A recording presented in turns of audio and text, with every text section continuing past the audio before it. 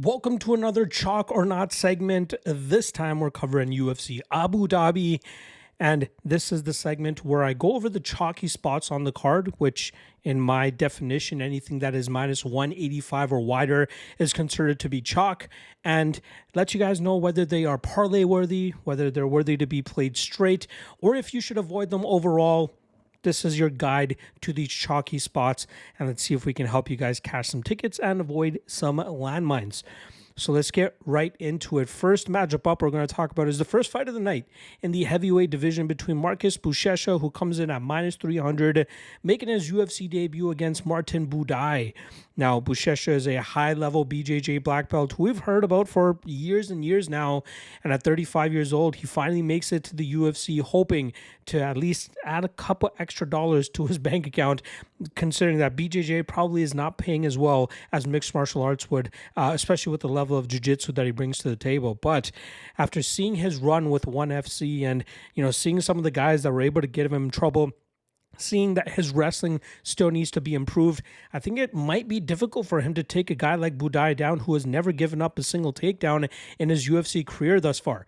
Will somebody be looking, or has he faced somebody that will look to take him to the ground as aggressively as Buchecha? Probably not, but Buday is a very strong fighter himself, and if he can fend off the first few takedowns attempts from Buchecha, or fend off any type of threat early, this is a fight where his cardio advantage and striking advantage will really come into play, allowing him to work down Buchecha and actually pull away in rounds 2 and 3. But that first round is going to be very, very dangerous.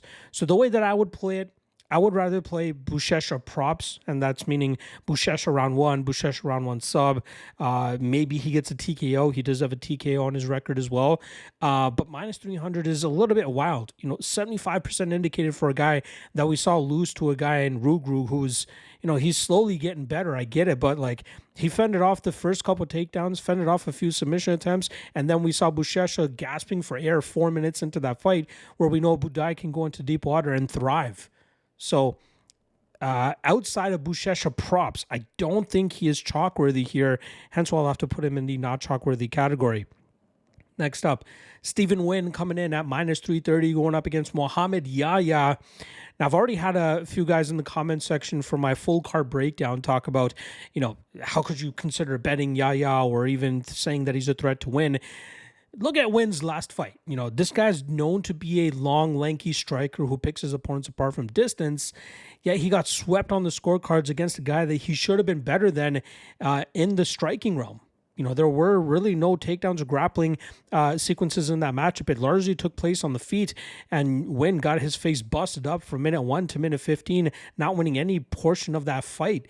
I get it. He should be able to do better here against Yahya, who's not nearly as good of a striker that he is. But if Yahya mixes in the takedowns and has some success of his own, people are going to be kicking themselves for betting on the potential of Nguyen rather than, what we've actually seen on tape thus far. And that's what I try to lean on most.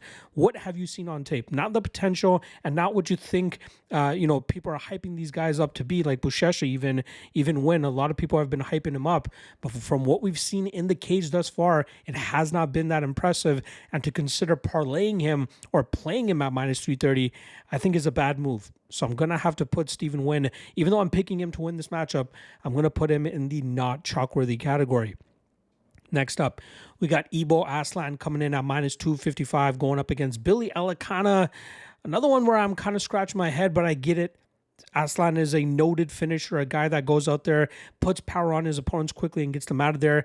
And then Billy Elekana is a guy that, had a short notice UFC debut against Bogdan Guskov back in January, had some solid success in the first 4 minutes with his BJJ, but then gassed out and ended up getting finished in that second round. And that's the lasting image that people have of Elekana. But, following this guy from the regional scene, he has some good striking, he has good cardio, and he's really been working on his BJJ game, which I think will help him plenty here against Aslan, who we know struggles on the mat, especially against guys that are BJJ-centric or have that type of strength to put him in bad positions the way that Iwan Kutelaba did last time around. So I think Elekana is capable of doing that here. Obviously, Aslan might be able to just quickly starch him in the first round, and, everybody's going to be like, okay, he was worth the minus 255. But I'm going to have to put him in the not chalk-worthy category because you're leaning on those first couple minutes for him to land that knockout, where we've seen Elekana get other big power punchers down to the ground and get into some dominant positions. And I feel like if Elekana actually gets the back of Aslan here, he should be able to secure a choke way easier than what he was trying to do against Bogdan Guskov. So I would not trust Aslan at minus 255. I think that is just way too wide of a line. And I think there is a ton of recency bias on Elekana, who is a much better product than what we saw back in January. And this weekend could be an example of that. So I would think twice of betting Elekana minus 255. Again, similar to Buchecha, maybe look at his props instead. Round 1 KO, probably the best number that you could get. But I think it's eventually going to be Elekana by a round 1 sub. So yeah, once again, Ibo Aslan, not chalk-worthy in my opinion. Next up, we got Blackshear coming in at minus 340 going up against Davy Grant. Now, Grant's a guy that I love to play at underdog odds. He is highly underrated, often comes out there and still scraps it out with some of the best of them. And even that last matchup against Ramon Tavares, a guy way younger than him, he was able to outstrike him in the pocket and clearly win that matchup. I think he doubled or tripled him up on significant strikes. Unfortunately for him, he's fighting a tougher opponent here in Blackshear. A guy that can stick Grant from distance, utilize his speed and his length, just as he showed last time around against Alatang Haley, but also has the grappling to take advantage of the numerous submission losses on Davy Grant's record, and Blackshear could definitely put him in those bad spots and lock up a submission in this spot. So unless Grant lands a big shot to put Blackshear away, especially if Blackshear starts to slow down late in this matchup, sure, Grant may be able to get the win, but for the odds, for the implied odds, I feel like this is a very winnable fight for Blackshear, and I think he makes it look minus 340, maybe even minus 400. Thus, I will put him in the chalk-worthy category. Next up, we got Carlos Leal coming in at minus 500 going up against the aging Muslim Salikhov, who is coming off a nasty spinning wheel kick knockout over Song Kanan from earlier this year. But Leal is a much more dangerous opponent than Song Kanan was, and I think he'll take command of this fight immediately, start dictating the pace, start walking Salikhov down. He'll have to be wary about some of the quick spinning attacks that the king of Kung Fu likes to throw at his opponents, but I think that Leal will eventually counter him, land those big shots, and I think he'll put him away, and I think he'll make it look quite emphatic as well. So I'm more than happy to put Carlos Leal in the chalk-worthy category. Next up, light heavyweights going at it here as we have Nikita Krylov coming in at minus 190 going up against Bogdan Guskov. Guskov has the knockout power to replicate what Dominic Reyes was able to do against Krylov, but Guskov does not have the footwork nor the angle cutting that made Dominic Reyes so successful in his fight against Krylov, and I think that will make it a lot easier for Krylov to get in on his takedowns and keep Bogdan on his back, grind him out, win this fight on the scorecards, or eventually pull off a submission.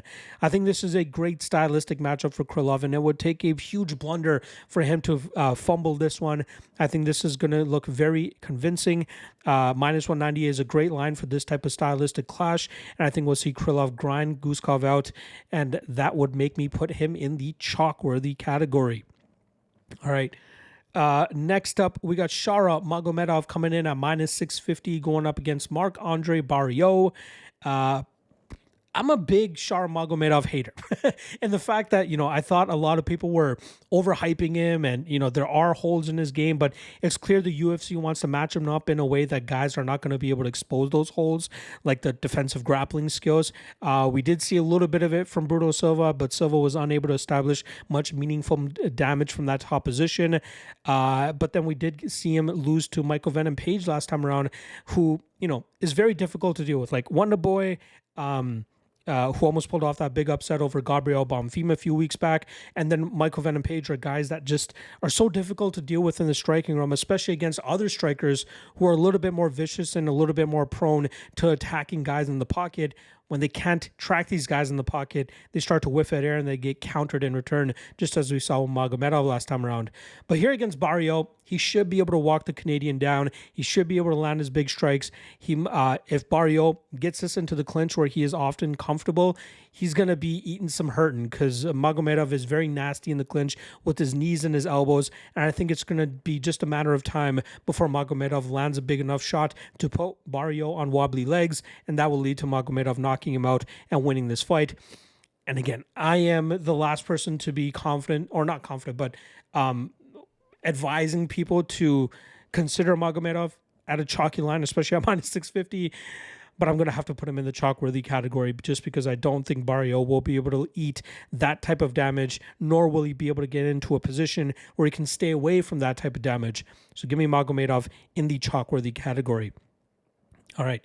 Co-main event now in the bantamweight division, where we got former champion Petr Yan coming in at minus 415, going up against rising contender Marcus McGhee. Now, I'm a big Petr Yan fan. You know, he's so vicious, so nasty. His Muay Thai is off the charts. Loves when he can get into his groove and throw with his volume. But the issue is 3-round fights. They don't serve him well. He's a guy that gets stronger as fights go on, and we've seen it constantly throughout his career.